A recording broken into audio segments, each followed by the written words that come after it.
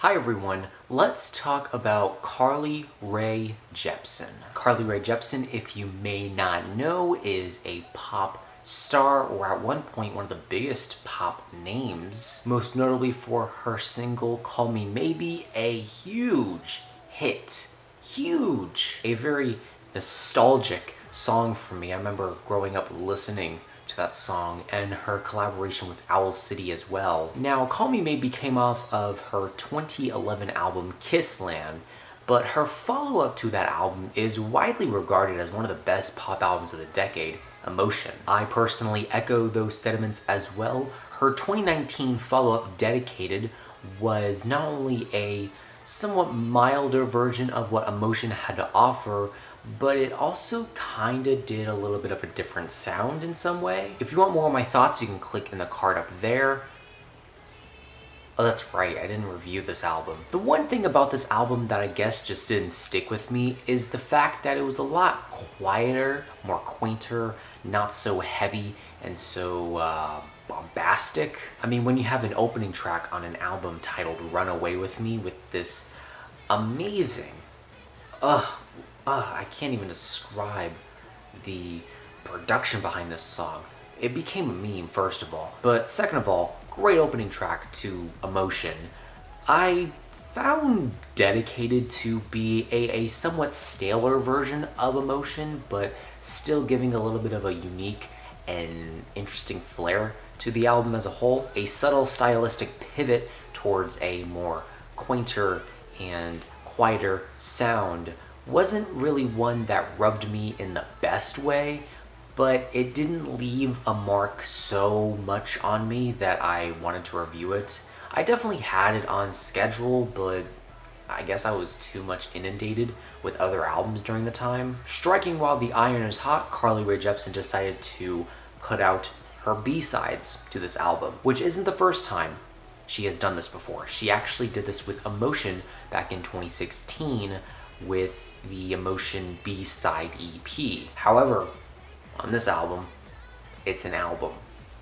13 tracks, 43 minutes long. Initially, I actually thought this was an EP, so I was going to review it as an EP, but I then realized, oh, she released an entire album. Wow. Maybe it's the quarantine mindset.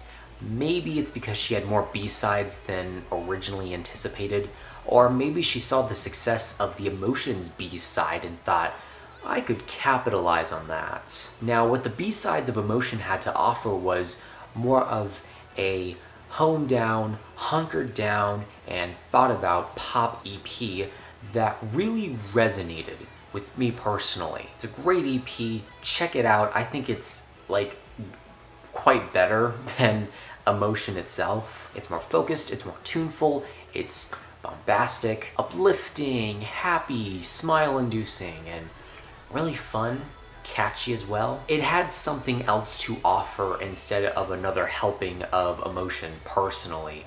It really showed that Carly Rae Jepsen's B-sides were just as good, if not better, than an album. However, on this new album over here, I get a feeling that it's kinda wanting to do that same trick, except the results this time are pretty mild. Now, while I do say that, there are some pretty good moments on this album, no doubt. The opening track, This Love Isn't Crazy, starts off with this very bouncy, playful instrumental. Carly Rae Jepsen's vocals on this song are probably the best on this record, and the chorus of this track is incredibly catchy. Basically, it's Carly Rae Jepsen kind of meditating on a relationship, saying, you know, break my heart if you want to. This love isn't crazy. I know what I feel. You get a rush of synthesizers in the chorus along with these percussions that are added into the fold. It's loud, it's bombastic, it's Carly Rae Jepsen at her best. And then the rest of the songs on here, for the most part, are quieter, more subdued, more mental dancing than anything else. That's true for the song Heartbeat, which is a good highlight on the record. Carly Rae Jepsen's vocal performance on this track is almost sensual.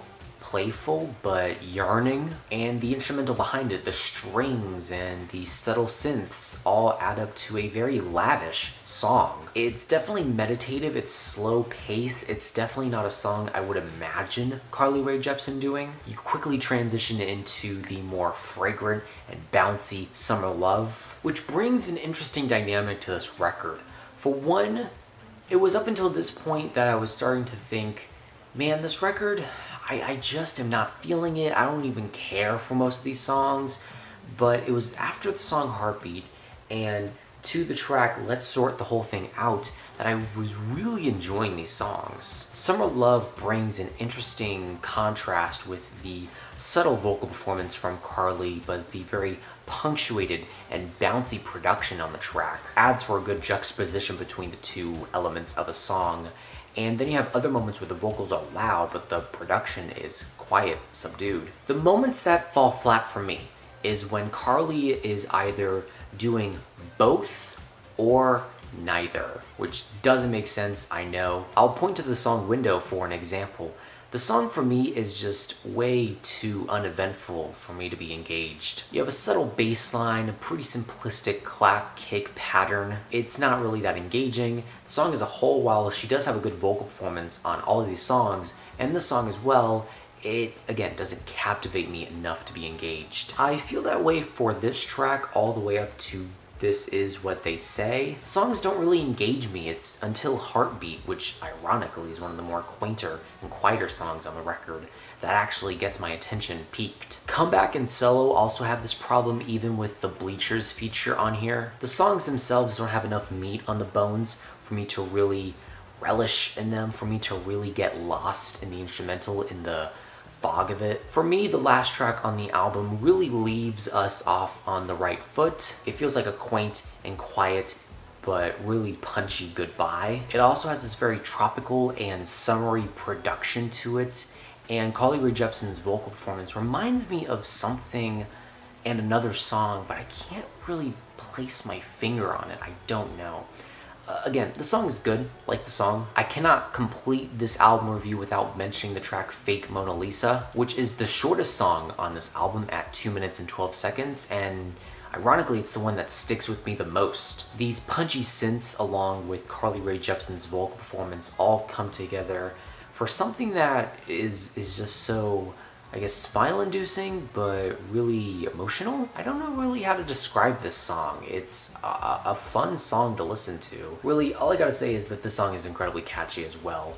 And so is the song Let's Sort the Whole Thing Out. Its fast tempo and punchy yet bright synths are really something that reminds me of like a K-pop or J-pop album. It's sugary, it's sweet, it's smile-inducing, it's pretty, it's cute, you just want to hug it. Vocally on this track, she's also doing an amazing job. And again, it's fun, playful, bouncy, as are some of my favorite songs on here. But my favorite songs only account for half of this album.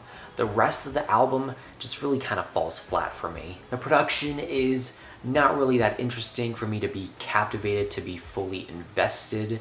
Sometimes they're too subdued. I'll put it bluntly, I just feel like this is not as strong as Dedicated. Some of the songs, while being fully fleshed out, could have been cut up for a really good B-sides EP, but I do feel like there are songs on this album that feel half-baked, underwhelming, and just kind of filler. I feel like she padded this album out to be an album, not a collection of great B-sides. Which, again, I have to admit, the Emotions B-side is a great B-side record. I'll also point to the Kendrick Lamar B-side album, Untitled Unmastered, where the B-sides of that record came off of the To Pimp a Butterfly sessions, where one of the most culturally significant and frankly best albums of the decade came from. Where Emotion also fits into that category, not as culturally significant as I wish it would be, but still, it came off of a pretty important record for the decade.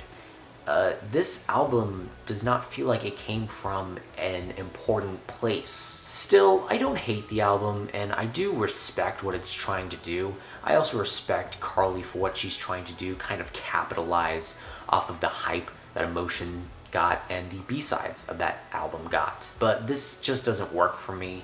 And while I do think there could be a great EP made out of some B-sides, again, This Love Isn't Crazy and Heartbeat, Summer Love, Fake Mona Lisa, you'll see them in the highlights down below. I think she either thought about this too much or really just wanted to put out an album.